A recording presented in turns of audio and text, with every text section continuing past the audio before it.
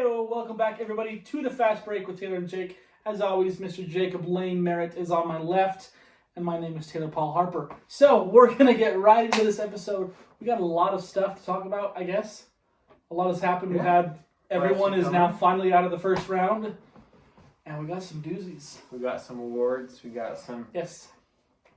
That's kind of all that's the focus these days. The draft is not really being talked about too much just because, and whatever happened to that little 8-game tournament that they were going to do for the non-playoff teams, everyone realized that was stupid. 2K21 came out. Which I heard is a bust. We're just kind of focused on the playoffs. That's kind of the thing right now. Yeah, for sure. Jake said we got some awards to divvy out, or not us to give them away, but they've announced Rookie of the Year, which we all knew was going to be John Morant. And Zion did not even receive second place. I think he received one. I think it was Kendrick Nunn. It was Kendrick Nunn who came in second, so it wasn't even Zion who came in second. Let's go. And then defensive player? Yeah. Mm-hmm. Defensive player of the year. Did that happen last week? I think we talked about it. I think we did talk about it. I know there was one award, though. Sixth man, Montrezl Harrell. Mm-hmm. That kind of came out of nowhere. Yeah. I think Jake thought Lou Williams. I thought Schroeder. I was thinking Schroeder, too. I was sure I had lost that one. And then Montrezl Harrell comes out of nowhere. And I honestly thought he was more deserving of it last year than this year. Yeah. But for whatever reason, he got it this year. You know, the Clippers have won 5 out of the last 7 Sixth Man of the Year awards with Lou Williams, Montrezl, and Jamal Crawford. 5 just have like, what the heck is it? Like, what? Doc Rivers, man. He's Doc Rivers. Honestly, I think that's a coaching thing. Like, I don't think you just get that lucky. I think that's something like you have to establish your team. I think you do in a sense. I think it's been better for Montrezl, whereas Jamal Crawford is kind of known for being that sixth man. He could have done that. And Lou Williams anywhere. was kind of also known. True. But Montrezl, where did he even play before? Houston? No. Houston, right? I don't think it was Houston. Let's see. Regardless. It may have been with the Clippers the whole time. Well, regardless, they grew him into that sixth-man position, what we're trying to say. I think I don't know where he even played. Right, it was... I guess before it was Houston. But... It may have been. I could be wrong about that. My connection is awful, so you might not even get it. They said he's the number 5 pick by the Clippers. He was selected by the Rockets, so I'm guessing the Clippers had the Rockets pick. Right. Okay. So however that works. Okay. But yeah, so we're gonna dive in just really quick to, or we're picking up where we left off last week. We filmed on Tuesday last week, which was Game 7 for the Jazz and Nuggets. We both picked Nuggets to win. Was that a heartbreaking game for you? That was really sad, man. That was a bummer. Yeah. That one sucked, dude. It was just right there, and they just didn't close out. Honestly, it's been a while. I can hardly remember the game at this point, but they got down. Actually, they did get down early. Really battled back. Gobert honestly probably saved his contract with the Jazz in the fourth quarter alone. Yeah. Donovan Mitchell is sensational, keeping his team in the game. He did have a late turnover. Pretty big one. I don't know. I wouldn't say it was a bad turnover. It was just good defense by Gary Harris. And they just got Joe Ingles and Royce O'Neal were just not good that series, and Donovan Mitchell took that team as far as he could. Here's a weird thing that I would be okay with the Jazz doing. I'd be okay with it. Jazz fans would not be okay with this. I think Joe Ingles has established himself long enough. I don't know. Maybe try to get some sort of package going for something and put Joe Ingles in it. Joe Ingles is not going to improve. These playoffs, Joe Ingles is I don't know. He just did not show up at all in these playoffs. And he locked Paul George down the past few years, but he could not lock down Jamal Murray. Right. No. And he's not I wouldn't consider him as a lockdown defender in the first place. But even this whole season, I haven't heard anything about Joe Ingles. No. He hasn't showed up at all. So to me, possibly get rid of him. Just a casual. Emmanuel Mudiay. I don't know. Maybe even I would be okay keeping Royce O'Neal. I think Royce is a really good defender, and he makes the shots when he needs to. I wouldn't give him like a huge contract, and honestly, I thought he was a better defender than he turns out that he was, especially this series. Because I was like, well, who's the Jazz wing defender that's Right. going to take the other team's best player. And it's kind of been Royce, but that's because they don't really have anyone They don't else. have I don't think it's because he's an exceptional defender. I think Jay Crowder last year was probably Right. a better defender than Royce O'Neal. Yeah. So I think that's one of those things the Jazz needed. They need to shore up their point guard position. I think Which Conley was great this series. yeah, that's true. Actually, you know, if Conley can play next season the way he did this series, this bubble the whole time, you're really good at point guard. Now you just need a decent backup, which Moutier could be that. We'll just kind of have to see. I think they do need to find that. More than anything, they need to find a good, solid wing defender. Yeah. Because when the other team's guy gets going, the Jazz are helpless. Yeah, absolutely. Absolutely. And a lot of helpless. times, like the big teams, Clippers, Lakers, even Boston, Miami, their best player is that wing player. And if you don't have anyone to guard them, you're toast. Yeah. Fortunately for the For Jazz, Jamal Murray kind of went off, so they could kind of know who to guard. Obviously, it didn't work very well. But it did in No, Game they 7. just They couldn't locked him stop up. him. He just couldn't hit anything in Game 7. I wouldn't even say they played great defense on him. I think he psyched himself out a little bit. I think he did. I Yeah. don't know. But regardless, Nuggets did win that, so Jake and I both did got to play for that. But No, we're gonna. I don't think I didn't pick Denver. You didn't. Pick I think I for whatever reason I felt like Denver Houston maybe matched up, right. and then Jazz OKC. So I actually I lost that point. But we're gonna talk about losing points in a bigger fashion that Jake might experience here coming up, Yeah. which sucks Hey, because you here's the thing. you as well though, because you had him going to the finals, didn't you? I did. But I had him winning the whole thing.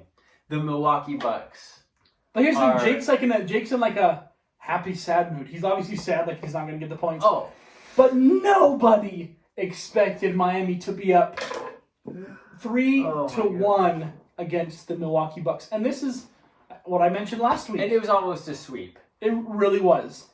But Giannis, I think it's kind of funny. The one game they do lose, they were technically without Giannis in the second half. Or Uh-huh. I'm like, what? That doesn't Yeah, make Chris sense. Middleton closed that game out really well. Like I mentioned last week, with no fans, no nothing, it's literally who is the better team. Mm-hmm. And I've said it before, without Giannis, this Milwaukee team is absolute crap.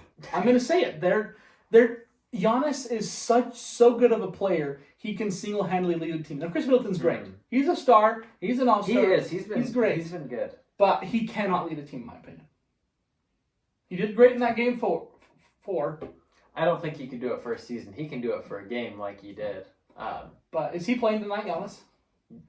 He said he wanted to come back that game. I don't know. He was in a boot like He was. yesterday, 2 days ago. But so if he's out, then obviously there's Let's put it this way. He hurt himself in game 3, played injured in game 4, and then re-injured that same injury. So I highly doubt he's playing game 5. Right. Especially, honestly, the Bucks are probably I don't know if we're winning. Maybe if the Bucks win again, then they bring him back. But I don't know for this game if I'd even risk bringing him back. But guys, Miami's up 3-1 against the Milwaukee Bucks, who I would say, Oh man, they were supposed to be the only undefeated team at this point in the playoffs. really, If they could have closed. they really were.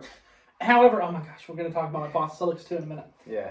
This is going to be a Celtics and a Heat podcast. And Jake and I have already made a pact Yeah. that if it's Boston and Miami in the Eastern Conference Finals, there will be no bragging going on at all. If my Celtics win, I'm not going to text him, haha, you suck. If his Heat win, he's not going to text me, haha, you suck. And we're not going to bash each other on the podcast. And maybe you guys want to see that. I even, last week, said give us topics to fight about. But, We don't want to get personal. we don't want to get personal. We don't want a push to the face or a kick to the face. Yeah. I mean, we do have to be, we're definitely going to be objective. And if the Heat just outplayed the Celtics, then I'll just be like, hey, Taylor, the Heat have outplayed the Celtics. Or vice versa. And that's the thing. If one of our teams really does, like I said, We're pretty realistic We fans. have to talk about it. We're not going to not talk about it just because it's my favorite team or his favorite team. If Boston slams Miami game 1, we're going to talk about it. I'm not going to rub it in his face at all. Or vice versa. If Miami slams Boston, we're going to talk about it for sure, but we're not going to, I don't know. Yeah, Jake and I like to keep it really cool and because No Miami's big deal won, personal. Boston's won. It's not like They're both two of the top, I think, 5 franchises in the NBA. Well, I just think that And like honestly, like the Heat and Celtics, it's a little bit of a rivalry. right, Like they're this usually past heated. decade for sure. Mhm. Usually pretty for the last 15 years. Right. Two of the more dominant teams in Right. the league for the most part. I would say so. Yeah. And even before LeBron went to Miami, it was kind of Pearson Wade. You don't really hear about it, but a lot of times I remember games where LeBron was on the team and Paul Pierce and Wade were going at it. I mean, so it's just that battle for the Eastern Conference. Obviously, I just can't believe that Miami's in this situation. I'm thinking by tomorrow we're gonna have a Eastern Conference Finals of Miami and Boston. I really do. I hope so. I think Miami wins today.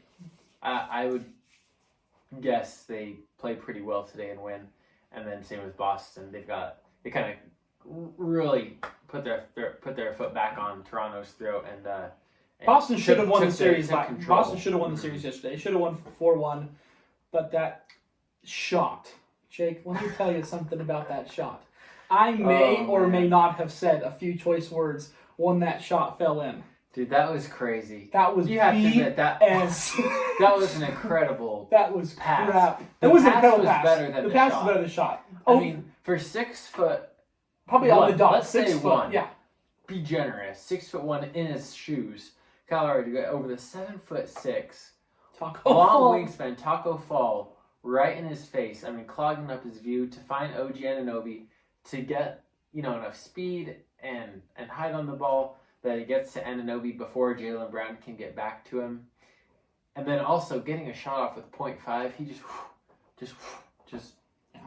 real quick release. What can you do? And I think that gave him the momentum a little bit to win the next game, tie up 2-2. And then Boston came out yesterday, Labor Day, and said, "Hey, come on now, we're the better team.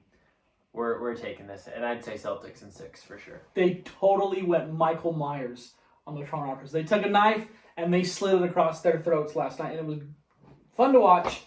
I didn't even watch it. It wasn't even interesting. The end of the first quarter was 25-11. I know. Okay, let's go. They jumped out early, and never looked back. Like Toronto just could not score at all. Yeah. So and it was good.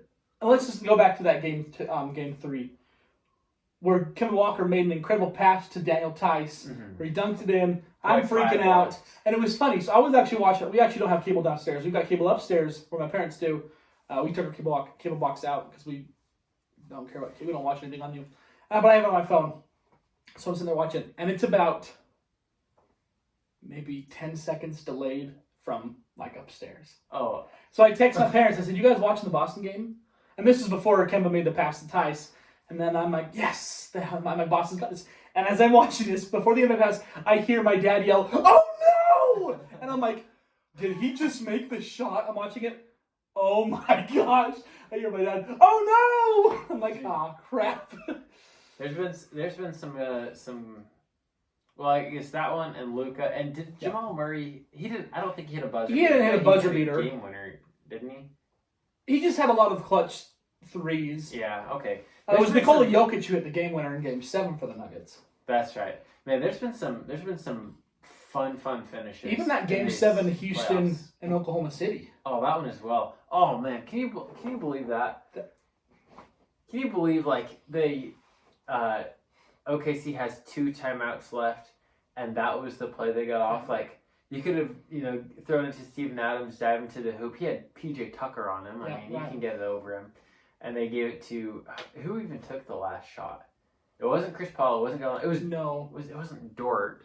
It was Dort. Yes, well, it was. He took the one that got blocked by James Harden and threw it back out. And then they got it back again. Or no. It went to Houston with 2.5. Yeah. They made the free throws or whatever, and then they got it back with 1.5. Right. And then I can't even remember who they gave it to. I can't remember either. All I remember is the block. It wasn't Schroeder, it wasn't Chris Paul. I don't think it was Dort who took the very last shot. It wasn't Steven Adams. I don't know who it could have been. I don't know. But regardless, it was a fun game. And that's one of the reasons they didn't even get a shot off. Yeah, we'll just go with that. And this can be a little hypocritical because Boston has Marcus Smart.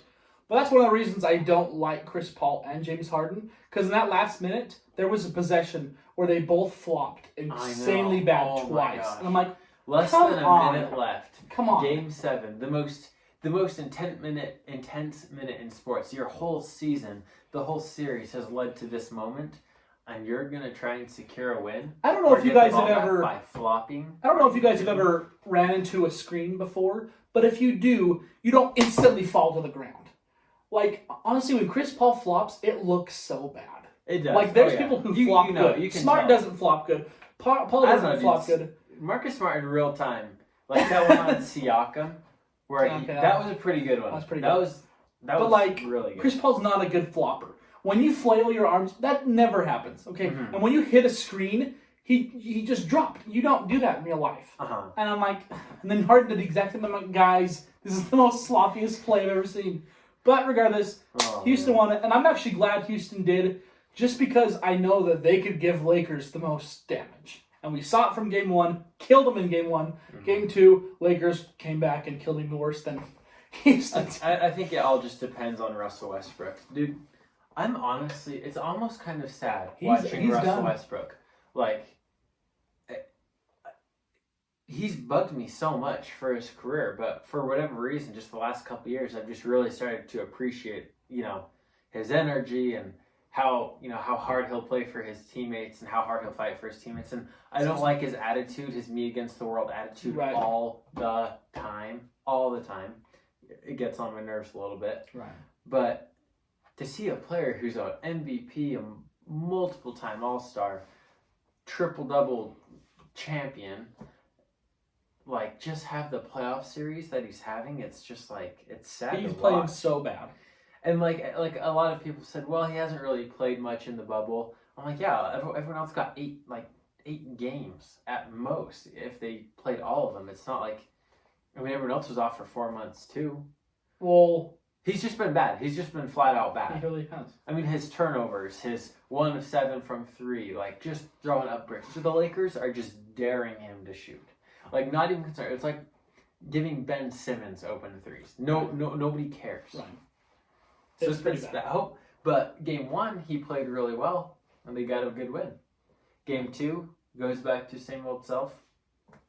I think it just comes down to Russell Westbrook, and honestly, I don't think he'll be great every game the rest of this series. I think he'll have another game or two that are good.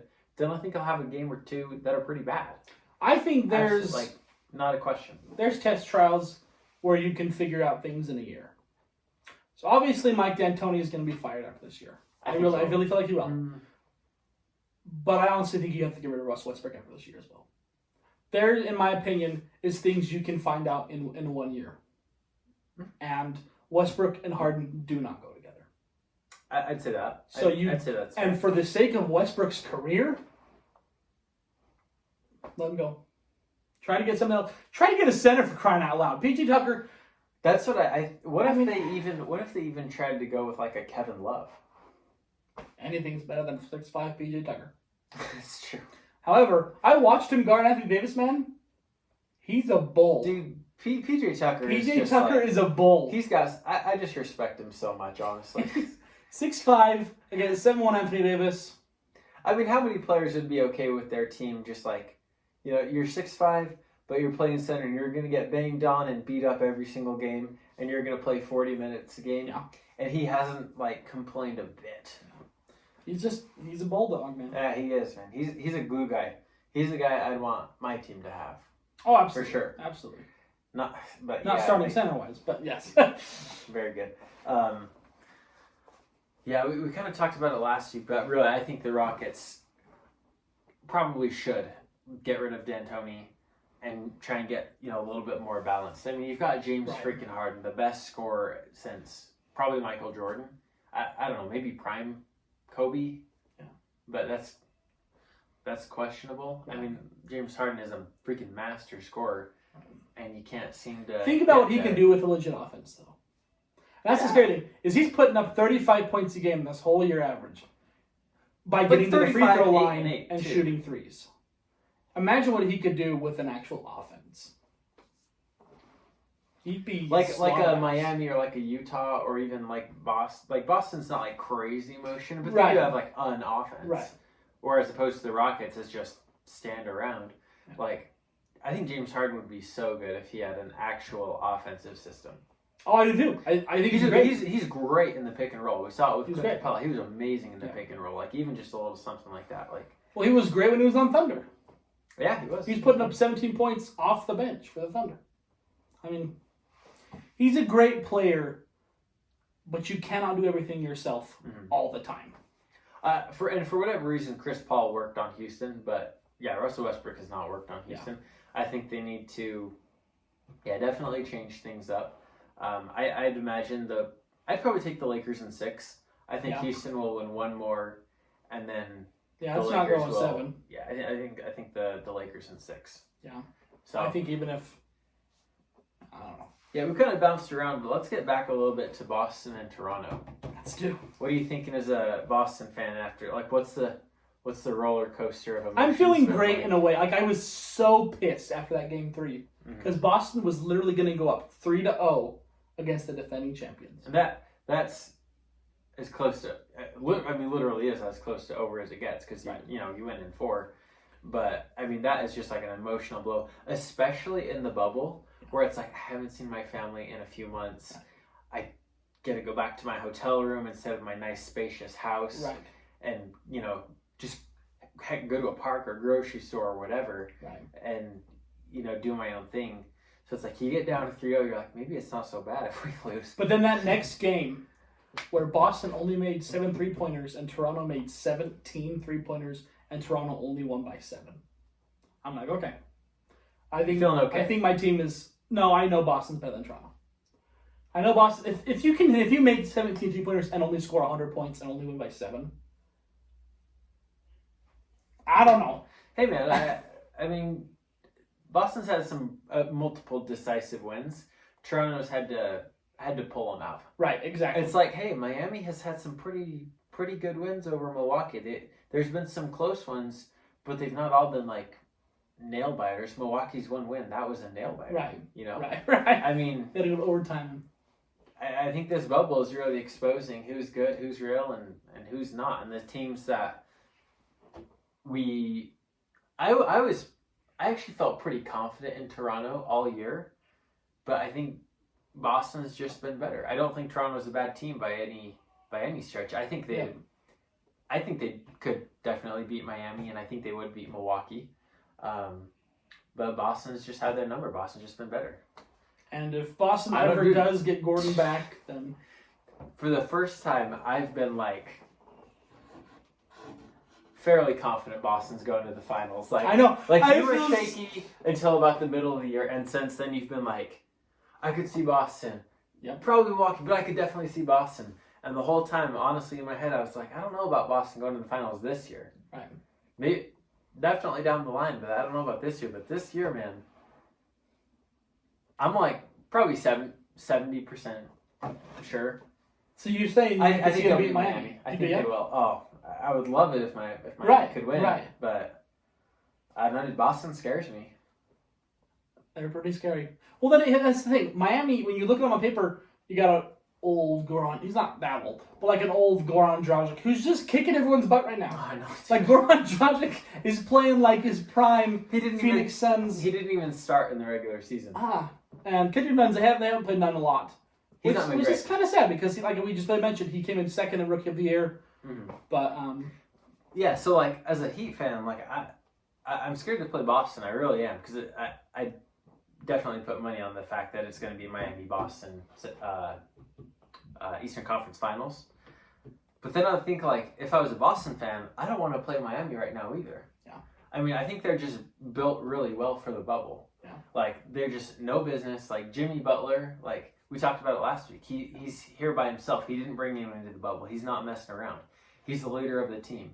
And then, I mean, you got Tyler Herro's been knocking down clutch shots like nobody's business. Bam Adebayo, Jay Crowder. I mean, they're just playing really well. Goran Dragic, like, they're just playing really well. They're just a tough team to beat. Like, I would probably expect Boston to win, honestly. Maybe in, like, 6. Could go 7 easily. Yeah. but it's not going. Miami's not going to be an easy out. I said Yeah. that before the playoffs. And you're sticking to it. When I expected them to probably get knocked out by the Bucks, but I'm just totally doubling down. Like, Miami's not going to be an easy out for anyone, Yep. even if they made it to the finals and played the Lakers, who are looking pretty good right now. Miami's not going down easy. And that's the thing. Like Tyler Herro, it blows my mind how big of clutch shots he's hitting. He's a rookie.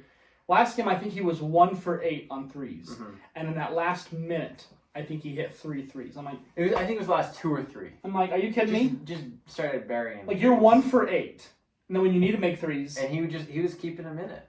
he really was. Yeah, I really like him. So to have a rookie to be able to do that, because let's be honest, and not even like Donovan Mitchell was like the guy when he was Right. a rookie. Jason Tatum, he was like the guy. Like Tyler Herro's been good and a part of the offense for sure, but like I text Taylor, I was like, man, I'd rather have Tyler Herro be taking last minute shots than Jimmy Butler. Yeah. I mean, Jimmy Butler's not a great shooter. He's hit some buzzer beaters, some clutch shots, but Tyler Herro, I think he seems like he doesn't care. Yeah. He doesn't know that he's a rookie and that he's not supposed to be making the shots that he does. He's kind of a goofy guy. Like in interviews and stuff, he is just a funny guy. I like the video of him, and I think he's talking to Tyler. And Jimmy Butler's like, hey, put me on your TikTok. Have you seen that one? Yeah. Yeah, they're funny. And Jimmy Butler's got really good things to say about him. Like, he says he just works really hard. Yeah. So I really like Tyler Herro. I think he'll be. I think he was. I hope he's there to stay for long. I think he will be. Because I said it last week. He seems like a Miami kind of guy. I said it last week. I'm going to say it again. He has the potential to be the next Klay Thompson. That's a humongous leap. Dude, he really does. I'm still scared to go there, but I mean, he's had as good a rookie year as Klay Thompson did. And we'll have to see. I mean, Klay Thompson's one of the best shooters of all time, but Tyler Herro, I mean, he gets a little bigger, gets a little bit more experience under his belt, and just, hey, I mean, Miami develops nobodies, and he was a somebody coming into the league. He was a lottery pick, so hopefully they can develop him. But they got Duncan Robinson, who was literally nobody. Yeah, literally and nobody. He's starting from. Tyler Herro's not starting. Duncan Robinson's starting. So keep that into perspective. They're both good. I love both of them. Holy cow. And Kendrick Nunn, he was undrafted too, wasn't he? He was undrafted. So that's just the work of it. That's just the management of Eric Spoelstra and the whole coaching staff for Miami. We've talked about it before, and they're not going anywhere. But yeah, I'm excited. I just cannot believe they're up 3-0, almost 4. They almost swept the Bucks. They're 3-1. How does that make you feel? What did I say? 3-4? You said 3-0. Oh, 3-0. Almost 4-0. Which is. How would you have seriously think about if Miami swept Milwaukee? Milwaukee. I'm like the best record in the league. The best defensive player MVP, in the reigning world. MVP. I wouldn't have believed you. I wouldn't have believed it if someone had come back from a time machine to the beginning of the year and said Miami will almost sweep the Bucks in the second round. I would have not believed it. I was like, when we made our playoff predictions at the very beginning of the year, I was like, Miami 6 or 7. Right, they might probably a first round out, maybe in 5, because they didn't make the playoffs last year. They got knocked out by Philadelphia in the first round the year before. To be 1 win away, hopefully today, from the Eastern Conference Finals. This is the top 4 teams in the league go to Eastern and Western Conference Finals. Miami's there, folks. I don't know. Well, they're going to win today, especially if Giannis is out. I don't know. Maybe the ref, like Jake said, the refs just won't let the Milwaukee Bucks get swept. No. So no, they're the best team in the. Do you remember? Best record team. Was it a blowout in Game 3? Do you remember that? I don't think a blowout. I don't think there's been any blowouts. Because there was. Let's see. Miami versus Milwaukee. Because I can't remember who was interviewed, whether it was just even like a fan or like it was a fan commenting or whatever. But no, it was a player. I can't remember the player. They were interviewing and they said, "Do you think with Giannis going down in Game 3, that's why you guys lost?" I'm like, guys, you have to blame injuries on your loss? No. I mean, you can blame injuries on losses in the fact of like Durant and Klay Thompson. But I don't think Giannis getting injured in Game 3 was why they lost Game 3. And I don't... He stayed in the game, didn't he? Yes, and he came back in Game 4. He had a phenomenal first half. Mhm. Like, Giannis, I think, had like 19 points in the first half. So it's not like he was walking around That's all true. limpy. Like, he had a great first half, and then he just tweaked it again. So I'm like, you can't really even blame too much of injuries on the fact that Milwaukee is down 3-1 right now, and on the verge of being eliminated. Well, I mean, the Heat did actually beat them pretty well in the, I think, 2 games before the bubble. And then Milwaukee did win after like a 16, 17 point comeback. But Miami has just matched up well against Milwaukee all year. This isn't a fluke, right? This is We've talked about proven this not before. to be a fluke. We've talked about it before. Jake said he wants bring on Milwaukee. Yeah. That thing. I'd rather them match up against Milwaukee than Boston or Toronto for the second round. I'm much more concerned about next round than Right now. right now. Jake knows Miami's going to win. And there's Although players. I thought the Jazz were going to win too, but Yeah, but they don't. If Giannis is out. I think Miami's a little bit more sound than Utah. Yeah. I think Utah going up 3-1 was a fluke. I don't think they're that good. No, I don't know what happened in game 2 and 3 where they just obliterated the Nuggets. I don't know what that was about. It's just one of those, you pissed me off, I'm going to come at you really hard kind of moments, I guess. Yeah. But regardless, what was I going to say? Like Milwaukee, Giannis and Chris Middleton, that is literally all they have. All they have. Eric Bledsoe has been garbage this playoffs. Wesley Matthews, sorry, you need to retire. You're toast. Brook Lopez, you're just a goof. Kyle Korver, you need to retire 14 years ago. Like Milwaukee Bucks, there are specific players who look really good in the regular season and then don't play in the there are players who can lead teams to the best record in the NBA. Mm-hmm. A la Allen Iverson did it with Philadelphia back in 2001. Giannis did it this year. LeBron James did it with Cleveland back in 2007. Stephen Curry. But then they just, like I said just a few minutes ago, one person cannot do everything all the time. Mm-hmm. I wonder if I don't know, I'm trying to think, have there been any champions, like championship winning teams with one All-Star? That's what I thought about. The only one that possibly can come to mind, I'm sure there has been, but the only one that really comes to mind, and I don't even know, is the Detroit Pistons, 04. That's what I was thinking. I know the next year there were like 4 of them were All-Stars, probably because they won the finals. Right. I don't know if they were. But that year that they won, I don't know. Right. Because the Dallas Mavericks was Jason Kidd in 2011. Was Jason Kidd an All-Star? If he was, he shouldn't have been. But he might have been because it's Jason Kidd, you know. But that's one. Yeah. But regardless, to win a championship, you need to have at least 2 All-Stars or 2 MVP candidates or whatever. Like, you know, like you can't. That's the one thing that concerns me because Miami does have one. I guess they technically have 2 All-Stars, but Bam Adebayo was a kind of borderline All-Star. I don't know. He's been playing good this year. He has been playing. He's a great ball player, man. One, I'd say Jimmy Butler. I'd put him in there as an MVP candidate. I know earlier in the year I was like, hey, Jimmy Butler's kind of sneaking up there a little bit. But I don't think he got any votes. Right. But, you know, I mean, hey, Miami's a good team. Miami's a great team. Toronto last year, they won because of team play and being led by Kawhi. So I think you need a good leader, but you got to have good team play. You always got to have good team play. You know. And that is what Toronto has, which kind of does scare me. Because they literally got Lowry, OG, Van Vliet, Ibaka, Norman Powell, and obviously Pascal. They can all give you like 15 points a game. That's true. Marc Gasol, I think he's fouled out twice this playoffs. I'm like, okay, good for you. But Boston's got that too. Right. So if I was a Boston fan, I'd feel pretty good too. Yeah. And then the one series we kind of haven't talked Yeah, about. Nuggets, Clippers. The infamous middle finger block by Kawhi. Did you see the picture, Jake? I did. What a beautiful picture. That was hilarious. What a beautiful picture. I mean, Jamal Murray, I'm not going to lie, I didn't know why he went up for this. Yeah. It was like the last minute of the game. It's like 1 or 2 possession. And he decides he needs to take it in. I mean, Jamal Murray's like, athletic. But Right. he's not like Donovan He's not Mitchell. Donovan Mitchell, who's good Right. to dunk it down. Yeah, I mean, Donovan Mitchell has every right in the world to go attempt that dunk. But Jamal Murray, I don't know why you're taking it into the trees in, a playoff game with a minute and, it's a 1-2 possession game. I probably wouldn't have done it. Dude, he has a better chance of making a circus layup. Right. He really does. Yeah. So if I was him, Try to get fouled. He didn't even try to get fouled. That's true. That's He true. went up and tried to dunk it. Giannis came down. As the Kawhi. ball's coming down. What did I say? Giannis. Wow. Oh, yeah, Kawhi. And he goes block it.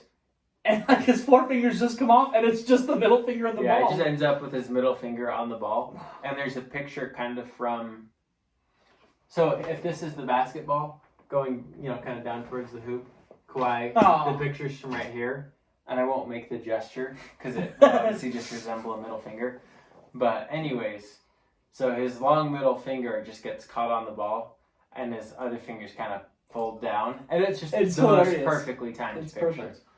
But anyways, I was really hoping Denver would go up 2-1. Honestly, I would love to just see like a Denver-Miami finals.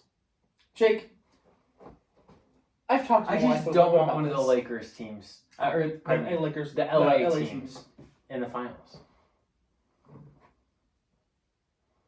Probably what we're gonna get. But I've talked to my wife about this too. The best way to make money, and I'll tell you, if I know. they ever invent time travel, I am totally gonna pull a Biff and go take one of those sports almanac things and bet on games. Can you imagine how much money you would win if you bet on Miami against the Bucks this year? You would have won like a lot of money. You would have become Biff. And like what live in this giant mansion, and I mean, it's ridiculous the odds of honestly a lot of these teams. Like even like OKC, I think was given like a 1% chance. It may have been less. I want to say like 0.2, but that's so low. I don't want. But it was single digit at least. Yeah. Chance to even make the playoffs, and they took the Rockets to 7, and were a possession away, like one buzzer beater away, Yeah. which is actually a pretty big ask. But a few missed free throws away from advancing past the first round. Yeah. And Chris Paul at the end, he got kind of emotional about it, saying like, we had a lot of people who didn't think we'd even make the playoffs. So, he was just kind of saying he was proud of his team, proud of what they were able to do this year, which was good. But yeah, that'd be so nice if someone just showed up, gives you like, a sports almanac. Like I don't even know if they even make those anymore. I don't know. Like They could just Google a bunch of yeah, I stuff. forgot it's that. Okay. Oh, But yeah, like we've said it before, it is literally you don't got the crowd advantage anymore. So it's literally who is the better team. And Because I mean, think about it. Like, so this is going to be game 6. Toronto was the 2 seed, so this game actually would be in Boston. right. So imagine going into Boston if you're Toronto trying to win game 6. I mean, that's pretty tough. Right. So I mean, it's all equal. You're going to your hotel room. You're coming back. You're playing basketball. Like I get they have the sound effects for the home arenas, but it's just not the same. Now you've got some family members, but I mean, just a few people on the sidelines. You got your coaches and I can teammates. guarantee you, It's like scrimmages, honestly. But scrimmages that matter. Yeah. Because, like, I mean, you see, like, preseason, like, those are essentially scrimmages, but nobody cares. So you see how those go. But, hey, why don't they do this every year? Yeah. Seriously. Just kidding. I want to go to more playoff games. They're so fun.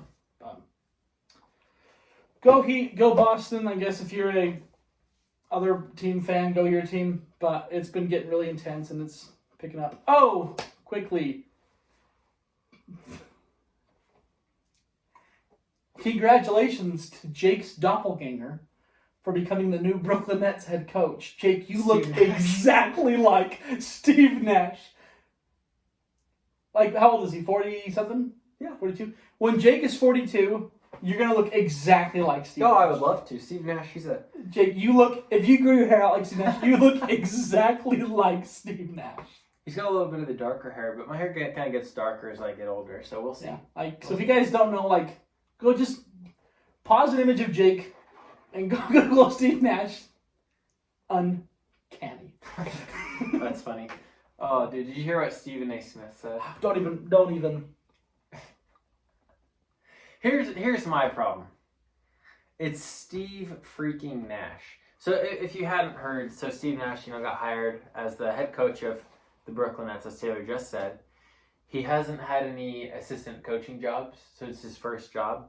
He worked with the Warriors, though. He did work with the Warriors, not on the coaching staff, but I don't know what his job title was. Just like maybe a personal coach that players can go to, that he was exclusive with, maybe something like that. So he was close to Kevin Durant, and I hear he's close to Kyrie Irving as well. Yeah. So I'm sure they were pushing for him and wanted him to be the head coach. Obviously, you're going to run that by your two superstars, and they're going to have to say, okay. So Steve Nash gets the head coaching job, and I haven't heard anyone else say this, but Stephen A. Smith said it was an exact, like, the funny thing is he even says he deserves it, and he's going to be a good job, he's going to do well, like, and then he says it's an example of white privilege. And I'm like, it's Steve Nash. There is not a single soul on this planet who hates that man. If Mark Jackson or Isaiah Thomas or Derek Fisher or Jason Kidd had, applied for that head coaching job, and some random white guy off the street got that, yeah, that's probably white privilege. But it's Steve freaking Nash. One of the top, I want to say he's top 4 or 5 in assists, 2-time MVP. Just the ultimate point guard. It'd be like if John Stockton applied for a coaching job. Well, here's what I think about it. He mentioned that there's never a black man who gets that opportunity. Okay, Jason Kidd did. He sucked. They fired him. Oh, even Charles Barkley listed off a list of names. I know, like Tyronn Corbin was, but like Jason Kidd, Tyronn Lue, Tyronn Corbin. Ty Corbin was an assistant, and then he got promoted after Jerry Sloan retired. First day he was coach. But regardless, it's not. I don't want to go too in depth about it. Mm-hmm. He did say most people wouldn't get the opportunity to coach the Brooklyn Nets with 2 All-Stars and are going to jump right in and be title contenders the next few years. So I see that where it's like, hey, how did Steve Nash, I mean, he hadn't shown any interest in coaching as far as I knew, just kind of step in and get this job. My answer is because he's Steve Nash and for no other reason. But, it's Stephen A. Smith, it's America. You're entitled to your opinion, even if it's wrong. But anyways. Yeah, so I guess congratulations to Steve Nash. Congratulations, Jake. Stephen A. Smith has said lots of ridiculous things. Yeah. I personally would put that on the list, but whatever. Nothing to get too repetitive about.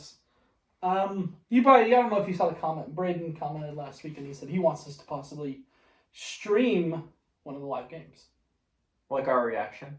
Well, I guess we could do that, but just like a playoff game, like the next Laker game or whatever. I've thought about doing it. Hey, if Boston, if Boston, Miami. Here's the game we're going to stream. Game 7, Eastern Conference Finals, Miami versus Boston. Jake and I are going to have to be in different rooms. We're going to have bubble wrap around us in case we want to punch each other. The knives are going to be taken out of the house. That would be a good reaction thing to show, because I doubt we'd be able to actually show the game. Right. Because of, the NBA plays this commercial every 5 seconds. Like, you can't basically steal their content without their permission, and I don't want to get sued by the NBA or whatever. But hey, but people do it though. Like I see, on Facebook Live, people are always streaming the games.